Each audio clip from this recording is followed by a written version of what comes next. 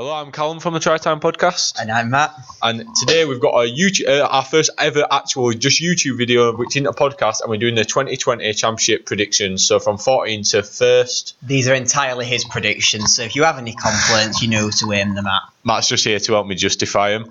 But I'm just actually too scared to do it on his own. We're giving ourselves 1 minute to justify each team in each position, so we're going to make it short and snappy. Try and see if we can fit it in. Some teams we might have to stretch it out because you don't have as much to talk about. But that's just what it is. This is not including who we think is going to win the grand final. It's not including we're not really mentioning who we think is going to do anything in the playoffs. But we're straight in here.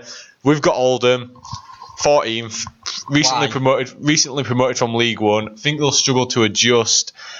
They've signed, but they haven't signed too strongly in a way that I think it's going to be. I think it's going to be tough for them. I think they're going to upset some teams, but I just can't see them. Like Bradford when they beat him, not even Odsal anymore because you've not even got your own ground. Here we go. I just told them have their own stadium. They've got that going for them. Is this just going to be Bradford slander? Yes. Right. Well, Oldham. I think they'll upset a few teams. Like I say, I think they'll probably beat. I have it as a top 9 this year, and I think they'll beat a few of the top 9, especially at home. But I just think in the long run, they're just going to struggle to pick up points, especially against some of them lower teams who are going to be battling with them. So sadly, I just see Oldham in 14th and getting relegated. Do you get anything else to add to that, Matt? No. Just there. They're just Oldham, aren't they? Really? It's just going to be tough. When do I watch Oldham? I don't know when you watch Oldham. Never. But guess who's not number 13? Someone else I don't watch. Recently promoted Whitehaven.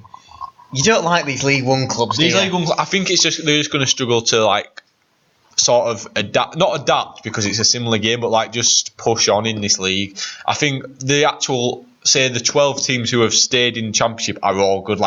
Say a Swinton, a Batley, a Dewsbury.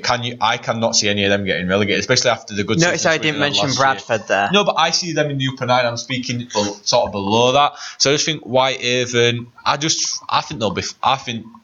They'll especially at home up in Cumbria, they will absolutely smash it. But I just think come the end of the season, it'll be close with the team we have in 12. But ultimately, I just see them just about getting the drop. Even with that home form that you've talked so much about, and it'll be close. It'll be closer than Oldham. Barrow, I guess. Well, no, exactly. That's a good point. But Barrow did pick up some good wins there. True. And we're on to number 12, which is Swinton. I think last season they had a really good season, really shocked a lot of people. But I think this year, they've lost Matty Ashton to Warrington, who was their best player by far last year. And I just think I can just see it maybe not working out as well. I think they'll be safe. I think they'll be in a battle with Whitehaven. But ultimately, I just see them having that nous to get out. They'll get a few upset wins, as I think a lot of teams will. I think the Championship is just going to be Bradford? Probably against Bradford. Is that even an upset win nowadays? That is more of a question, to be honest. I don't think there's any upset wins really in Championship. I just think anyone can beat anyone on the day. I think they've got a good a good young team as well, good team of Championship players. So I don't think they'll get dropped down. I think they might be a bit in danger, but I think they'll pull through. Just because of the youth, or just because I think they've just got that experience. So they've got a young team, but they've got experience. The mix of young team with Championship experience, I think, can work. Yeah, the mixture always works. That makes a bit more sense. Okay. Next up, number 11, Dewsbury. The best team to play at the Tetley's Stadium. Yeah. At least I got the name right. That's good. I think Dewsbury is a toughie because, depending on how many of, let's say, the dual regis that they're going to get from Hull KR depends on their season, I think. Because I think Dewsbury do have a good squad. But, I think the best player by far last season has gone in Kyle Trout.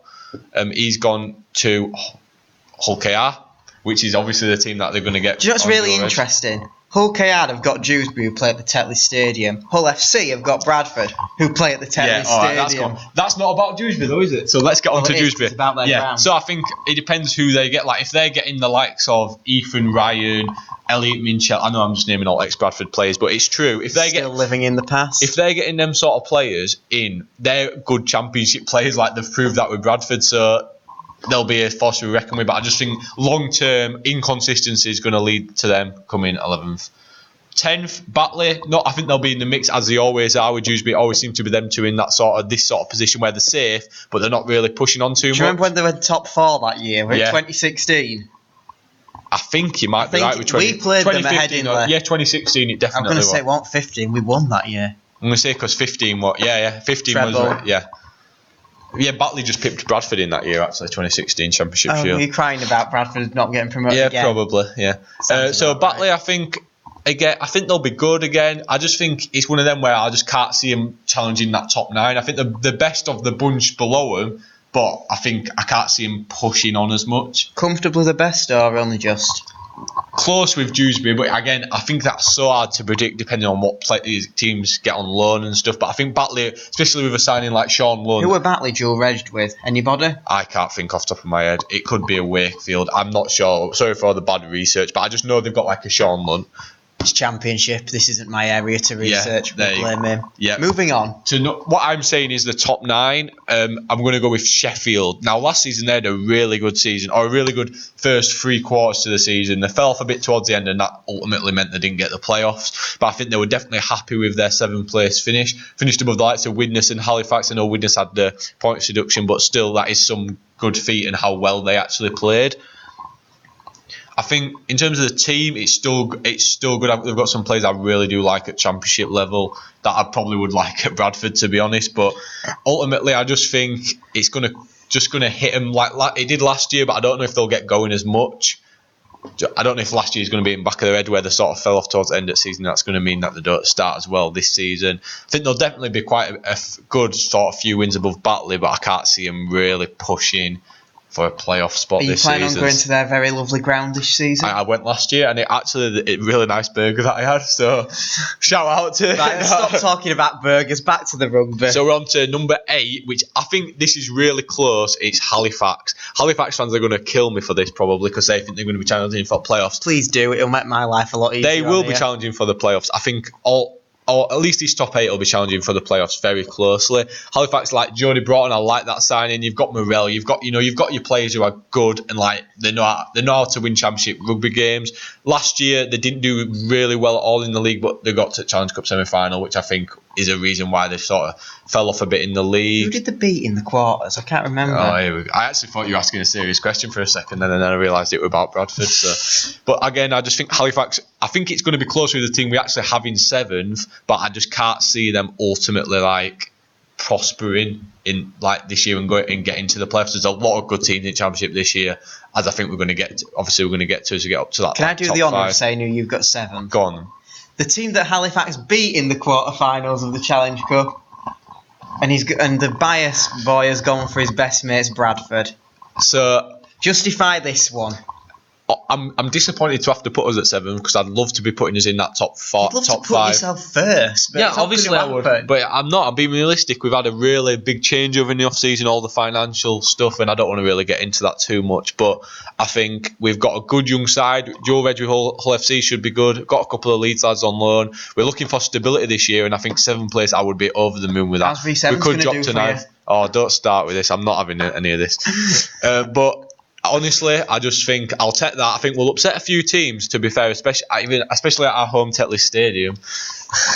Nice but ground. I do think we'll upset a few teams, but also I think some games teams will just be too experienced, too strong for us. But honestly, I'm looking forward to this season. As a Bradford fan, I am, and I think 7th's a fair representation.